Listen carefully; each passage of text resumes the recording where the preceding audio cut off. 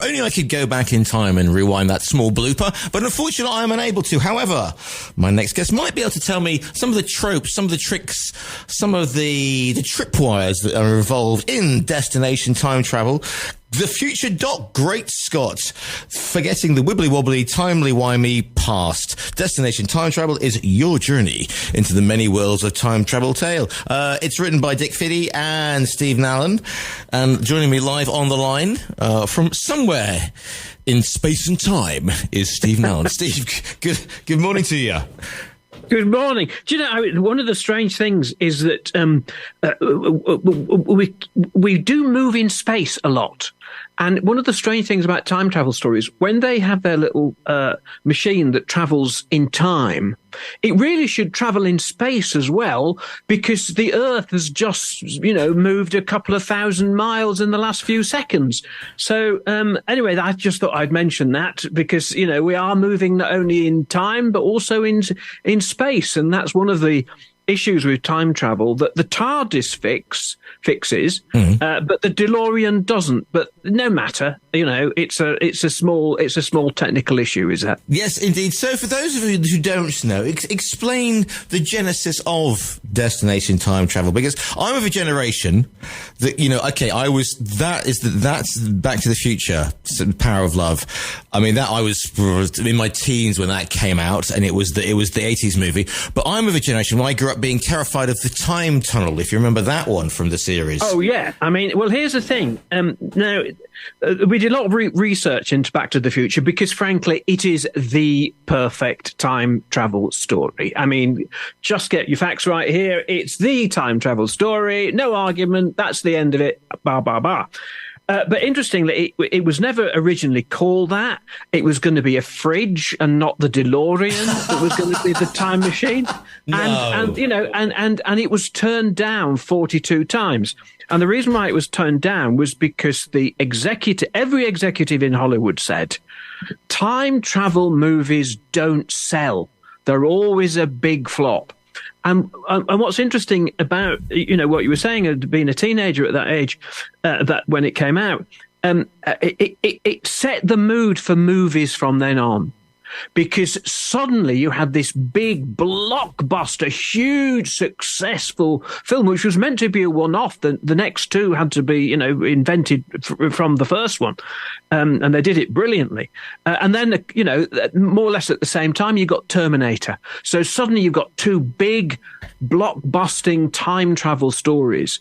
Now, previous generation, sort of my generation growing up in the 60s, we had Doctor Who and the Time Tunnel and all those, but those were kid shows.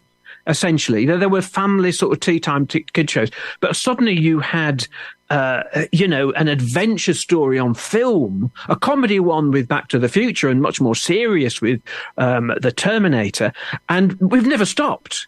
Because if you go on a streaming service now, and I will probably guarantee that maybe, there'll be a good quarter of them will have a time travel element in them in some way. They're hugely popular. They make them in Korea. There's a couple in Korea. There's a Spanish one. There's a Turkish one. Oh, yeah.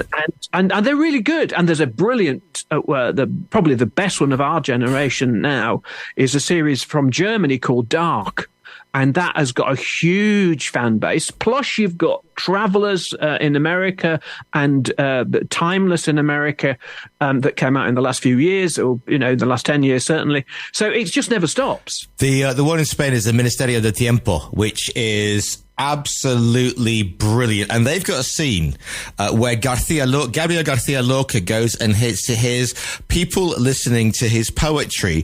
And if you're a Doctor Who fan, then one of the biggest Doctor Who episodes has been the one when Van Gogh goes and gets his work. I know you're already starting to well up already, aren't you, Steve?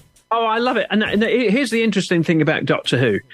Originally, it was meant to be partly educational.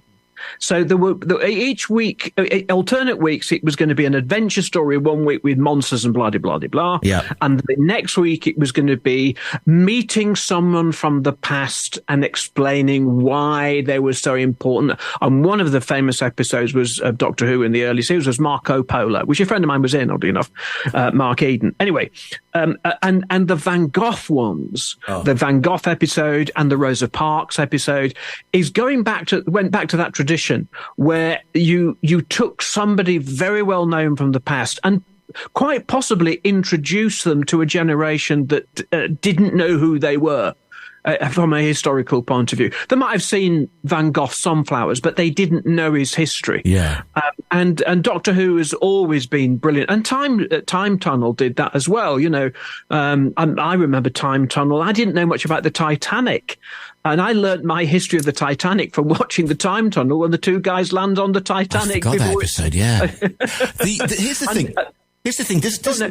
Does our fascination with time travel, because if you think about, if people say, okay, what do you think the earliest time travel book is, you're going to go H.G. Wells, aren't you, in The Time Machine? And there was that fabulous Sunday afternoon goes down well with a Sunday afternoon movie that's got to be from the 50s, hasn't it? At the time, the H.G. Wells. Well, the Time Machine, the movie version of The Time Machine is very accurate, and it's the most beautiful time machine that it's like a sleigh, really. Yeah. I mean, beautiful time machine, one of the best invented.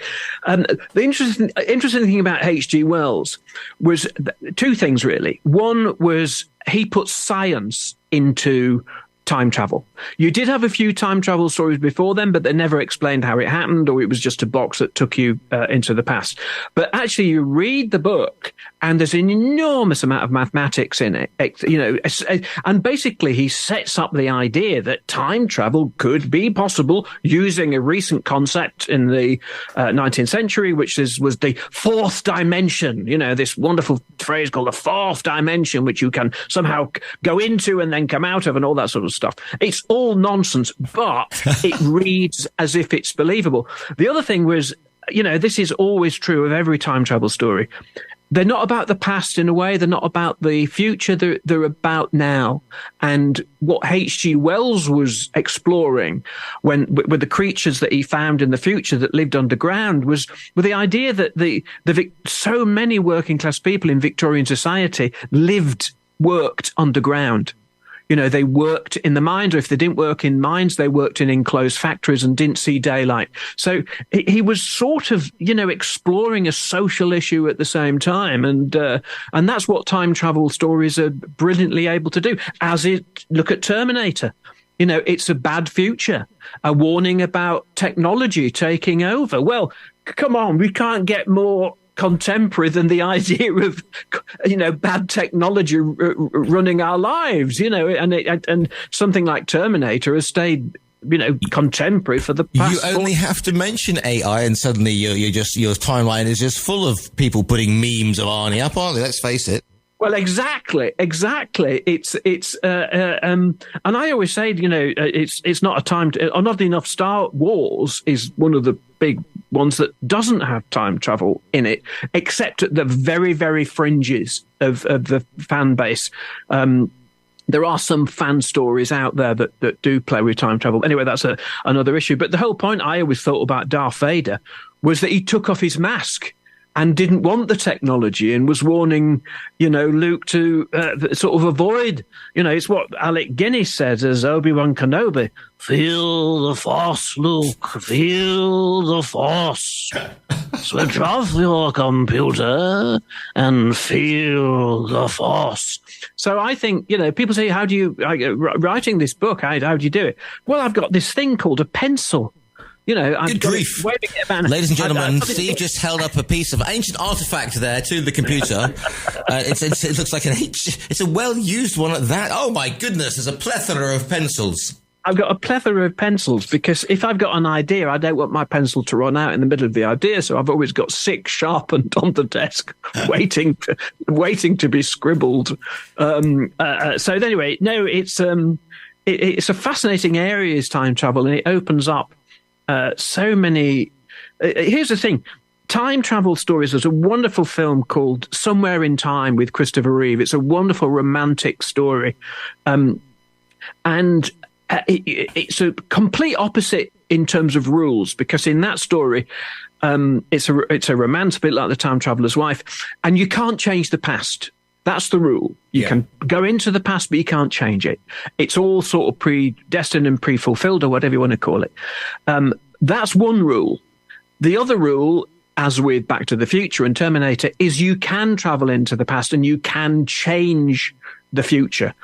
And yet, Time Traveler's Wife, Somewhere in Time, are there on the same shelf next to Back to the Future and the Terminator. It doesn't make sense, because in a way they're so different. All these films are so different, and yet the premise of all of them is time travel. I suppose it's the great adventure. What if, if you could go back and, it's like which always pops up on you, especially on a Monday morning when you're trying to work out what you did over the weekend. But if you change one thing in your life, would you, what advice would you give your 18-year-old self? Obviously, exactly all those things. Yeah. Well, here's the thing.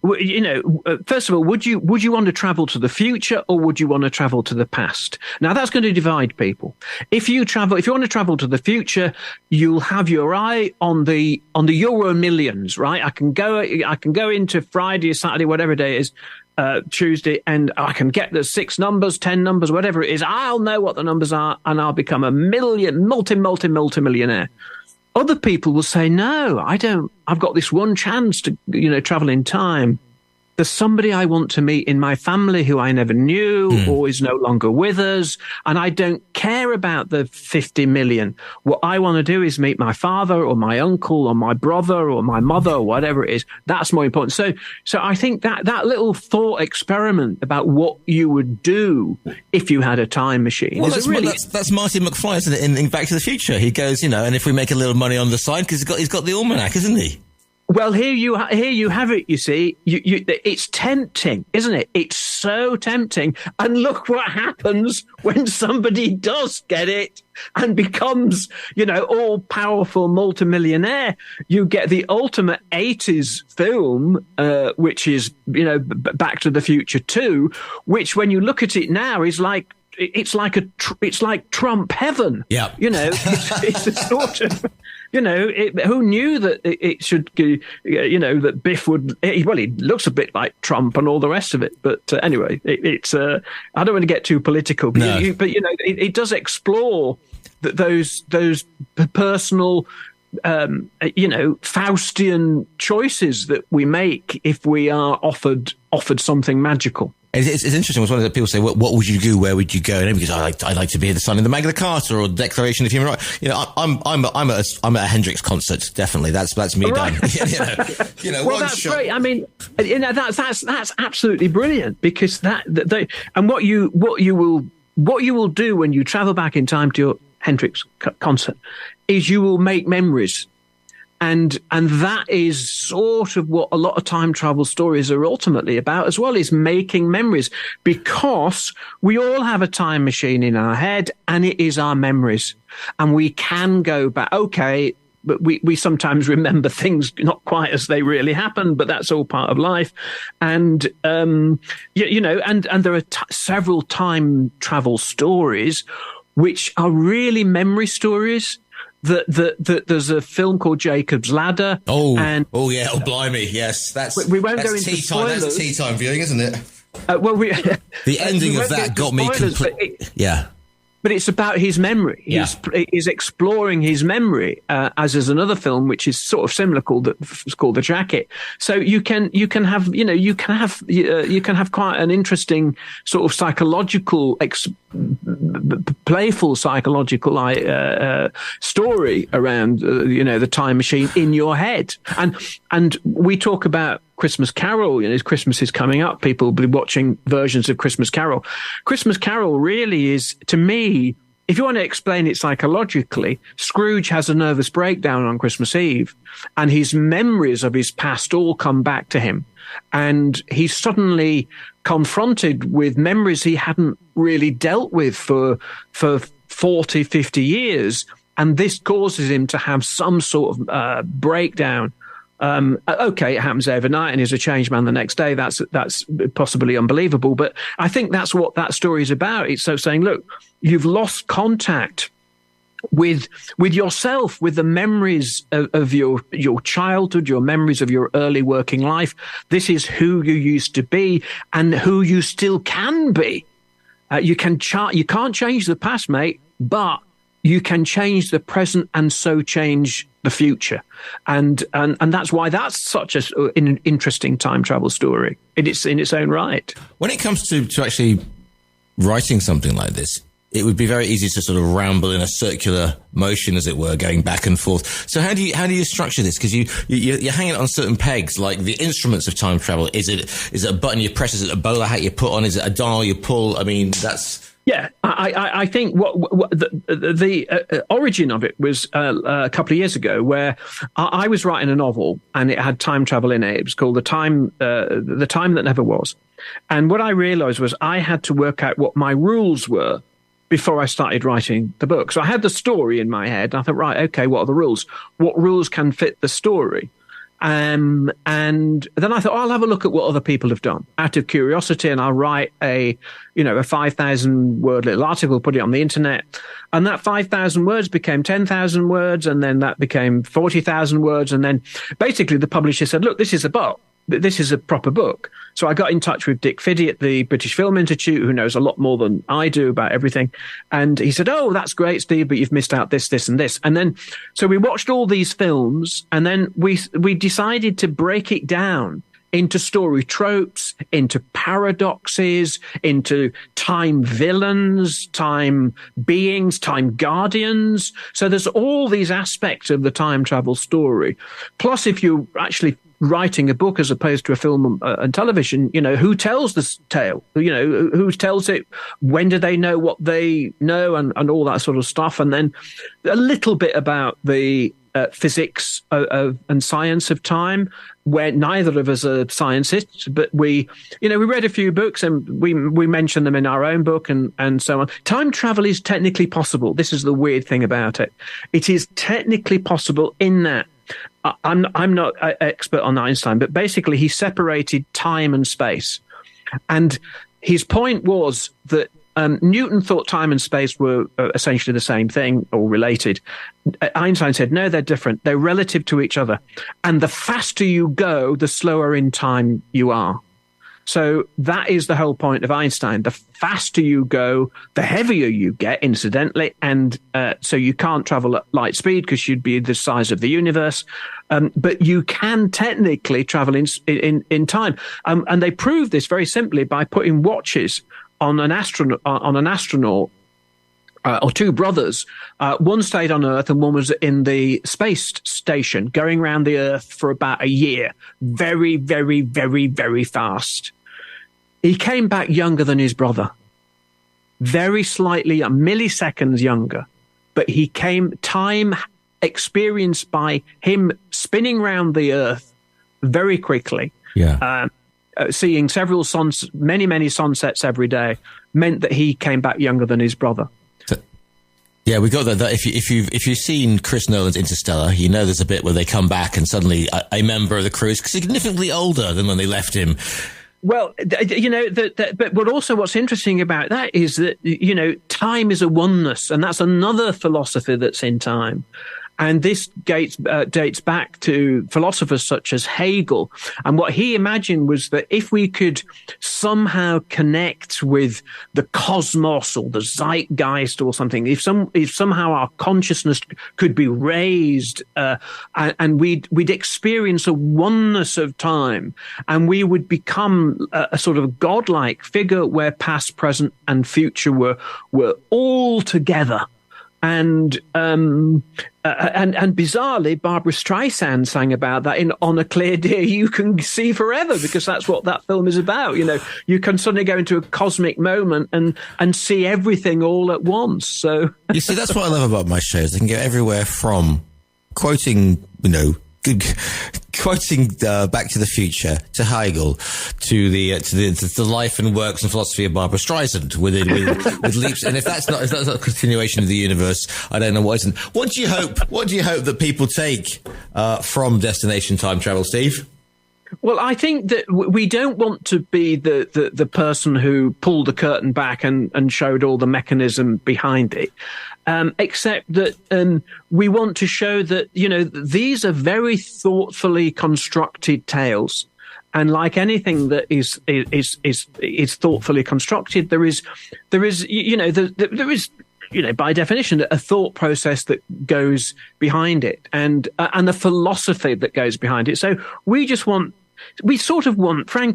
we want people to recognize that time travel tales are more than just a silly tea time story. Mm-hmm. There are ways of looking at our own lives, the lives of others, the philosophy that you have of life itself, and they all come through in the nature of how your time travel story is told. And I just want to pick up on something you said at the beginning of the interview, Steve, because we were talking about Back to the Future. And if you want proof that there are forces in the universe we cannot understand, how many times did you say that the Back to the Future was turned down?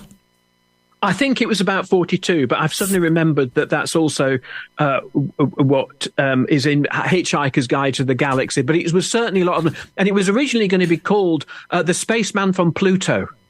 It was called The Spaceman from Pluto by the executive who essentially commissioned it at Universal, because he didn't understand the concept of Back to the Future. He said, you can't go back to the future. You can't go. Doesn't make sense. You can't go back to the future. So anyway, Spielberg got this memo from him saying, no, it's called the Spaceman from Pluto. And Spielberg didn't know how to cope with this because it was a serious suggestion. So he wrote a memo back to the guy saying, so funny, such a great funny title. You gave us all a big, big laugh. Keep the funnies coming. Thanks for your advice from Back to the Future. Brilliant. This book is called Destination Time Travel. It's by Steve Nallon, who's being told. If people want to find you online, where can they, in this universe, in a parallel multiverse, in any time which they're listening, where can they find you, Steve? Well, I've got my own website, which is nallon.com. More details about the book I wrote last year, and also the Destination Time Travel, is on a website called swidgers.com. And that's got all the details and also where you can buy the book. Wonderful. The book is called Destination Time Travel. It's by, amongst others, Steve Nallon. Steve, thank you so much for your time today. A great pleasure. Thank you so much for having me on your show.